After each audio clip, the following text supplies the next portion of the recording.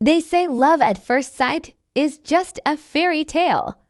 Maya never believed it until the night she almost let it slip through her fingers forever. The rain was merciless that Friday night. Cold needles fell from a dark sky as Maya hurried onto the platform, her umbrella twisting uselessly in the wind.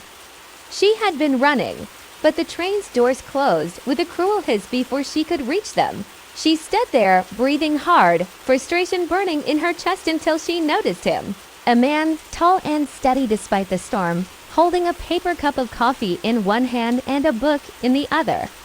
The yellow station light caught in his eyes, warm, kind, and strangely familiar, as if she'd dreamt them before. He smiled, just enough to make her heart skip. "Guess the rain decided we both needed to slow down," he said. And just like that, the wait didn't feel so long anymore. When the train arrived, they sat together.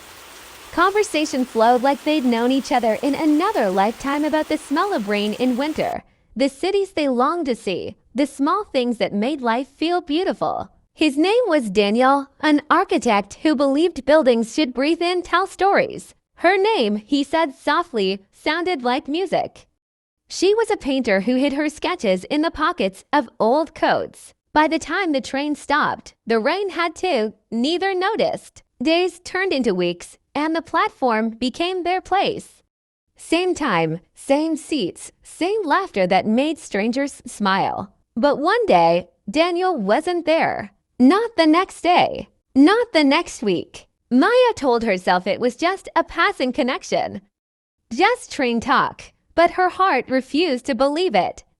Every night, she replayed his voice, the way he'd look at her as if she was the only thing in the room. Weeks became months. Hope began to ache. It was March when the unexpected happened. Maya's first real art exhibition had drawn a small, curious crowd.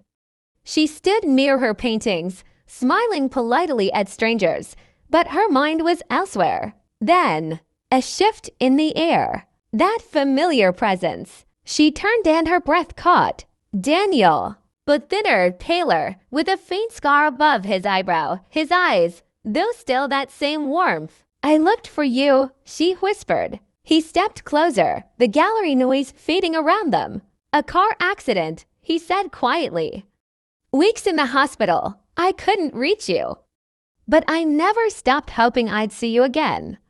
I saw your name on the poster, and I knew I had to come." He stopped in front of one painting a rainy platform, a woman with a broken umbrella, a man in a navy coat. "You remembered," he said, voice almost breaking.